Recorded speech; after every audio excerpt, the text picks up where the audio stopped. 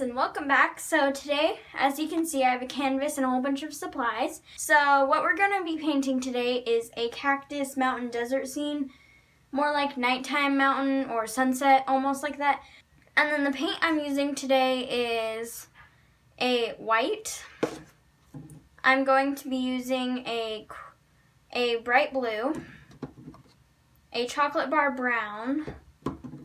I'm using a burnt sienna brown, and then a brilliant yellow, some black, and then brilliant red, and just some plain orange.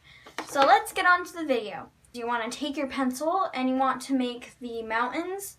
So for the mountains, you can just kind of play around with how you want the mountains to look. I'm just doing random shapes. Make a small mountain. So for my small mountain, I'm going to do a little hill and then make it lower where some of the cactuses are going to be.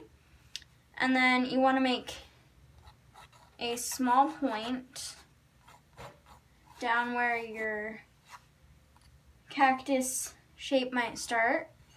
Make a little hump. And then you just go back up again. Make it bumpy according to how you want it, and that's the lower mountain. And now for the lower mountain, you want to start on your cactus before you get onto the higher mountain. So for the cactus, you want to go where this hump is and go straight up. It can be as high as you want. I'm making mine high because this is going to be the closer cactus. And then you want to go back down. And then from the side, you want to do a little cactus arm. And then you're going to want to do a smaller one up here, maybe a little thinner too, and then another one at the bottom. And you can make these as big or as thick as you want. A little flower, because cactuses have flowers. And the reason we're going to be drawing it on before is because we're going to outline it in permanent marker and ombre the background. So then after you got your little flowers done, which I'm doing 2 flowers, we're going to do some cactuses in the background. We're going to be doing one closer up to here, but it's going to be much smaller. And don't worry about doing this too light because it won't matter in the end. You can do it as dark as you want. But I suggest light if you have to erase some of it. Okay, so after you have your cactus arms on the other cactus done, you can add some flowers on the second one too, but they just got to be a bit smaller than the bigger one. And then we're going to start on our back mountains, the ones behind these cactuses, and then you can add a bit of cactuses in the distance, which is what we're going to do. You want to go higher than your lower mountains, and you want to go down, and you kind of want to make them jagged just for the mountain look. You can make the mountains however you want, but since they're in the distance, they're going to look a little smaller. And then I went straight and just went higher with my mountains, which is what I'm doing here. And so I have a couple of different layers of the mountains. And once you got all your stuff drawn on, you're going to want to add a little bit of cactuses in the distance. Make them really, really small because since they're in the distance, you need them really, really tiny. And once you think you have enough cactuses, we're going to start outlining it with our Sharpie.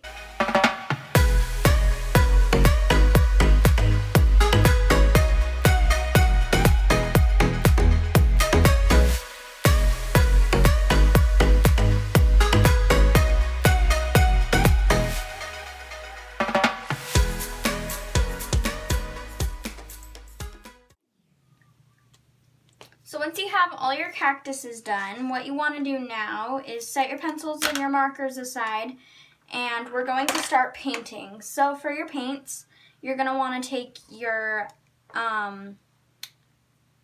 blue, and you're going to want to put some on your canvas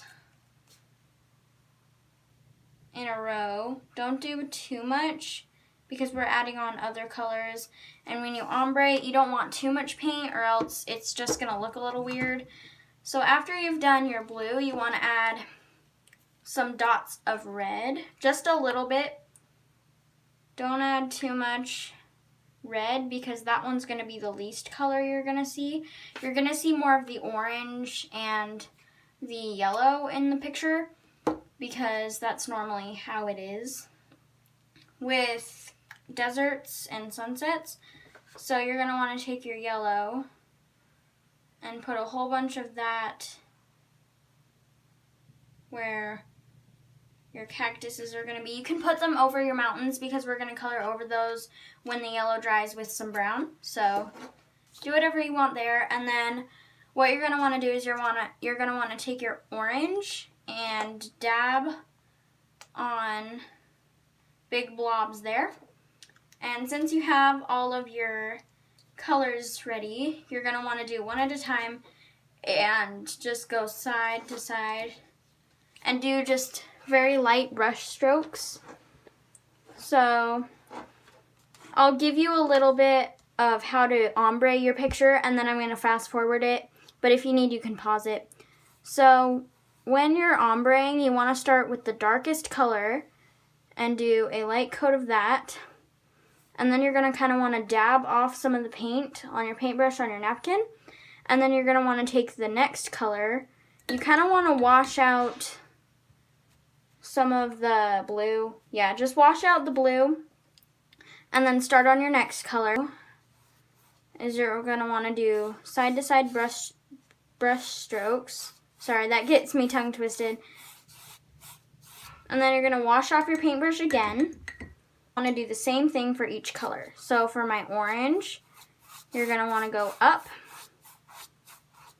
and do some brush strokes and just go up to the next side. And then you can go back down if you want to get more of that that other color into your orange. And then you're going to wash off your paintbrush again. And you're going to do the same thing for the yellow, but with your yellow, you cannot go back down because it's such a light color. You don't want to overpower it with all the dark. So what you can do is you can add a little water on your paintbrush and lighten up the dark color. And then do some strokes down. Leave that orange where it is. And then wash off your paintbrush really good for the yellow. Because like I said before, all the dark on a brilliant yellow is just really overpowering. Get where you drew your mountains, because if you're not getting it all, it's going to have some white where you're not coloring the mountains. You do not have to color all down here. I have to slide this up to show you. But you don't have to color all down here because that's where the mountain color is going to go. And then with your yellow, you want to lay it on very lightly with your orange. You can start at the top of the orange and go down. Just go down like this and just keep doing those strokes. And then after you got all that laid on, you can go up with it, which will get it all blended together really nicely. And then you can go back down with it again. And since we added so little red, what you want to do now is you want to wash off your paintbrush again. And you want to take some of your brilliant red here, and you're just going to want to dab a little bit more. 2 dabs in the middle. Take your bigger paintbrush. You want to use just the tip of it and make just a line in the middle where you can blend in some of that red. So you want to take the red and you want to go down into the orange just to get that sunset feel, and then you want to go back up because then you get some of the red and the blue too, and it makes a purple. A violet purple, and then you want to smooth it all out. There you go, you got your sunset ready. So now, as you can see, you can still see the cactuses all around here. And now what you want to do is you want to take your smaller paintbrush and you want to start on your bottom mountain because you still want to let the paint dry up here. So for your bottom mountain, you're going to take a dark black, and then you're going to take your color palette. Make sure you don't set it on your canvas because I've done that before and it's not that good to do. So you want to squeeze some of your brown into this color palette. You start spreading it around, and you want to get all the mountain and be really careful with some of these lines over here. And quick tip of the day, painting tip of the day. When you are painting and you have a really thick paint and you can't ombre it that well, and you want it lighter like a watercolor but you don't really have any watercolors, add a little water onto your paintbrush and dab it in the middle of where your dots are, and then you can start spreading it around super easy.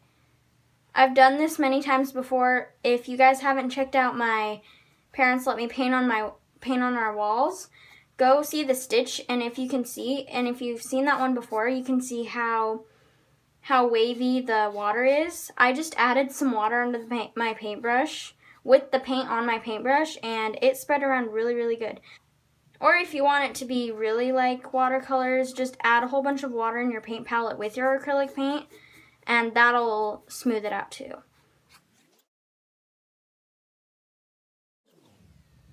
So once you've got all your brown on your paint, on your canvas, you're going to want to wash your paintbrush out again.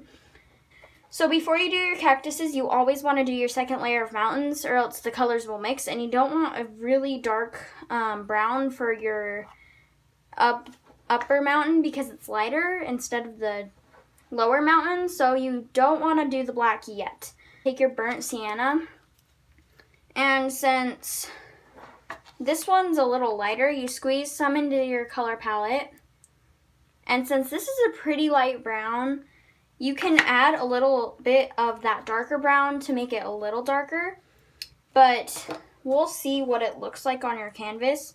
Oh, and if you're not sure about a color, just put some onto your napkin, and that's my color burnt sienna. I'm going to scoop up a bit of my darker brown, and you can mix it in to make a darker brown. As you can see, that's way darker than the burnt sienna before. So if there's too much paint on your paintbrush from mixing the colors, wash it out in your water. And be really careful for the bottom layer of the mountain and just blend it in.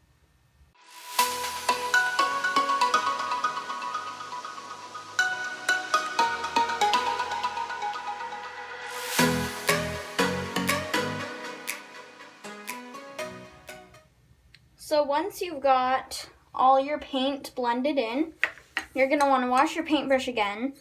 And if your paint was too dark and like mine, you can't really see the cactus anymore, that does not matter, just eyeball it. So now that you've done your mountains and your shading and ombreing your back, you're going to want to pour a little bit of your paint. Well, what am I saying? Pour. You can't really pour. I guess you could pour paint in the paint pouring. Ooh, DM me if you want me to do a paint pouring video. But anyway, put some of your black paint into your paint palette, and then take some of your paint. And I'm going to start with this one.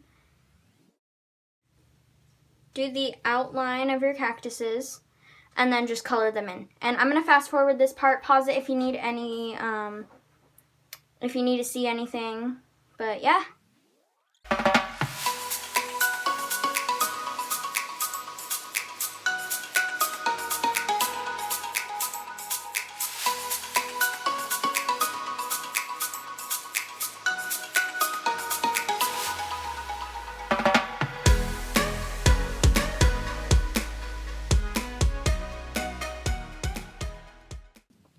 So once you have all your cactuses painted in and everything's complete, all you gotta do for the finishing touch is add your signature, and your painting will be done. I hope you liked this video. I hope you learned how to ombre and I hope you liked the painting, and I hope you tried it, and bye!